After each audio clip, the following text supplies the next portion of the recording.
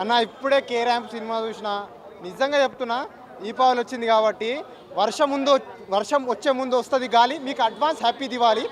Cinema చూసిన భయ్యా, K ramp cinema భయ్యా, నిజంగా చెప్తున్నా మామూలు సినిమా నా భయ్యా. అద్దం ఇట్లా పెట్టి చూసినా తీసి చూసినా సినిమానే.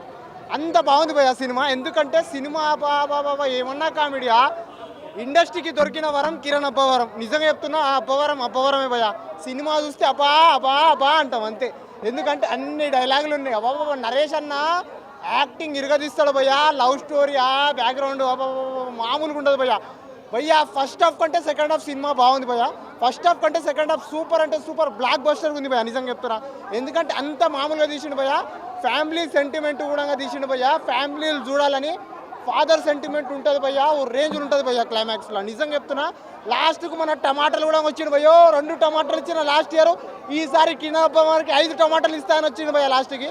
నిజంగా చెప్తున్నా, పూల చొక్కా గారు కూడా వచ్చిండు భయ్యా. నిజంగా చెప్తున్నా మామూలుగా లేదు భయ్యా. యూట్యూబ్లో రివ్యూస్ ఇచ్చేది పూల చొక్కా. ఈ సినిమా బాగాలేదు అని ఏమన్నా రివ్యూ ఇస్తే వాంది పగులుతుంది పక్క. అంతే భయ్యా. థ్యాంక్ యూ భయ్యా కిరణ్ అబ్బవరం గారు. Thank you. రేటింగ్ 5కి 4.5. ఈ సినిమా కందిరిగా మూవీ తర్వాత ఒక 10-15 సంవత్సరాలకు ఇంత కామెడీ పెట్టించిన సినిమా అంటే ఇదే.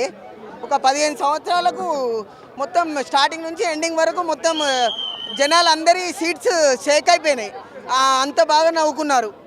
టికెట్ వర్త్ ఈ దీపావళికి. ఈ 250కి ఒక 500 సార్లు నవ్వుకున్న సినిమా అంటే ఇదే. సినిమా స్టోరీ వచ్చేసి హీరోయిన్ మీద మొత్తం డిపెండ్ అయి ఉంటుంది. హీరోయిన్ ఒక అమ్మాయిని ప్రేమిస్తే ఆ అమ్మాయి పెట్టే రూల్స్, నువ్వు లవ్ చేసిన తర్వాత కూడా ఇలాగే ఉండాలి అని పెట్టే రూల్స్ హీరో ఓకే అని చెప్పేస్తాడు నార్మల్గా.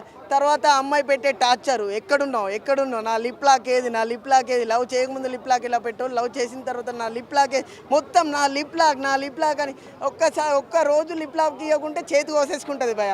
ఆ చేతి కోసుకునేందుకు దీని అమ్మ గొడవ అని ఎటు పోయినా ఫోన్ టచ్ చేసుకుంటే దగ్గర డిస్టెన్స్లోనే ఉండి వచ్చి లిప్ లాక్ ఇవ్వాలి. హీరో మందు తాగినా వచ్చి లిప్ లాక్ ఇవ్వాలి. ఆ లిప్ లాక్ కోసం మందు మానేస్తాడు, అన్ని మానేస్తాడు.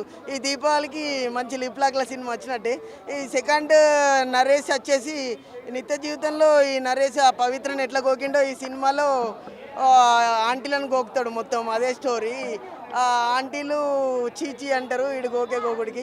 కానీ లాస్ట్కి వస్తే అందరూ మారిపోతారు. హీరో మారిపోతారు, హీరోయిన్ మారిపోతుంది, అందరూ మారిపోతారు. లాస్ట్లో సెంటిమెంట్ కొంచెం వర్కౌట్ అయింది. వాళ్ళ నాన్న సెంటిమెంట్ కొంచెం వర్కౌట్ అయింది. సినిమా వచ్చేసి కే ర్యాంప్ చూశాను. సినిమా వచ్చేసి బాగుంది, కామెడీ బాగుంది. సినిమాలో కిరణ్ అదరగొట్టేశాడు. ఈసారి కిరణ్ కొత్తగా ట్రై చేశాడు, కామెడీ యాంగిల్ తీసుకొచ్చాడు. అంటే ఇంతకుముందు చేశాడు కానీ అది వర్కౌట్ అవ్వలేదు. ఈ సినిమాలో మాత్రం వర్కౌట్ అయింది కామెడీ. బుర్రపాడు బుడ్డలు జారుడే చాలా బాగుంది. యుక్తి యాక్టింగ్ బాగుంది, ఉన్నంతలో చాలా బాగా చేశారు. వెన్నెల కిషోర్ కామెడీ వర్కౌట్ అయింది సినిమాలో. అలాగే ఫస్ట్ హాఫ్లో కొంచెం కామెడీ ఉంది. హీరోయిన్కి ఒక జబ్బు అనేది క్రియేట్ చేసి దాన్ని నుంచి కామెడీ బాగా రాబట్టారు. సినిమా కొత్తగా ఉంది, కొత్తగా అనిపించింది. అండ్ ఇంకోటి ఏంటంటే దీపావళి విన్నర్ గురించి అంటే ఈ సినిమా గురించి మాట్లాడుకున్న తర్వాత దీపావళి విన్నర్ గురించి మాట్లాడుకుందాం. సో ఇంకా కిరణ్ అబ్బవరం ఇలాంటి సినిమాలు చేయాలని కోరుకుంటాం. ఎంట్రీ మాత్రం హైలైట్ ఉంది. రాజశేఖర్ సాంగ్ ఇదేమిటమ్మా అది మాస్ ఆడియన్స్కి చాలా బాగా నచ్చుతుంది. అలాగే కిరణ్ కొంచెం క్రియేటివ్గా చేశాడు. ఎక్స్ప్రెషన్స్ కానీ కామెడీ కానీ చాలా బాగుంది. బీజిఎం బాగుంది. సాంగ్స్ కూడా కేరళ కుట్టి సాంగ్ బాగా అనిపించింది. సో సినిమాకి నా రేటింగ్ వచ్చేసి 2.75. మంచిగా రొమాన్స్ ఏం లేదు బ్రో. అది కావాల్సినంతే ఉంది. మరీ ఓవర్గా డోస్ ఏమైపోలేదు. బూతులు కూడా కట్ చేశారు సినిమాలో.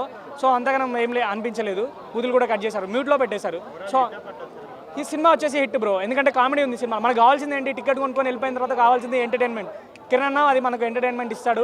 కూర్చున్న కాంచెల్లి మనం సినిమా సీట్లో కూర్చున్న కాంచెల్లి బయటకు కొంచెంసేపు నవ్వుతూనే ఉంటాం. లాస్ట్లో సాయి కుమార్ డైలాగ్ కూడా బాగా అనిపించింది. అంటే ఎమోషనల్గా పెట్టాడు, అది కూడా చాలా బాగా అనిపించింది. ఇక దివాళీ విన్నర్కి వచ్చేసి దివాళీ విన్నర్ గురించి మాట్లాడుకోవాల్సి అంటే మనం చాలామంది ఏమంటున్నారంటే డ్యూడ్ విన్నర్ అని అంటున్నారు.